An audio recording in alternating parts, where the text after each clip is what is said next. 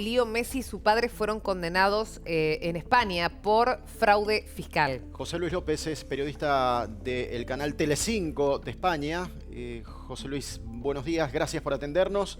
Las primeras repercusiones de la determinación de la justicia.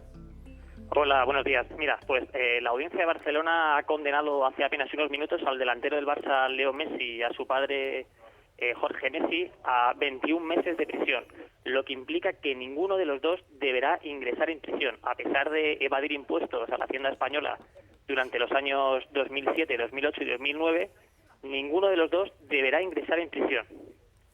José Luis, ¿era la pena que se esperaba? ¿Era la condena que se esperaba? Bueno, yo creo que sí, porque ninguno de los dos, yo creo que lo hizo conscientemente, evadir los 4 millones de euros. Yo creo que Messi no estaba al corriente y es una condena justa.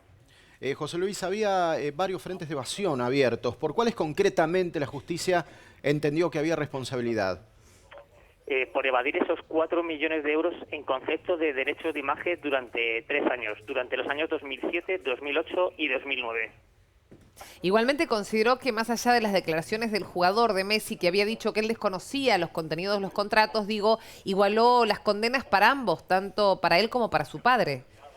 Sí, el Ministerio Público pues ha condenado como que los dos eran cómplices de esa evasión de impuestos, y que aunque Messi dijo en el juicio que no era consciente, el Ministerio Público ha decidido que sí, que los dos eran plenamente conscientes de esa evasión de impuestos. José Luis, ¿esto demanda algún tipo de impedimento para el padre, para el jugador dentro de territorio español? Nada. Ningún tipo de impedimento para ninguno de los dos. Yo creo que Messi y el padre se quitan un peso de encima porque ninguno de los dos va a tener que ingresar en prisión. Tampoco los complica respecto de la posibilidad de salir o entrar del país, ¿verdad?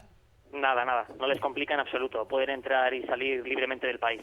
José Luis López, ha sido un placer. Buena jornada, muchas gracias. Periodista de Telecinco acerca de la sentencia Messi y su papá por fraude fiscal.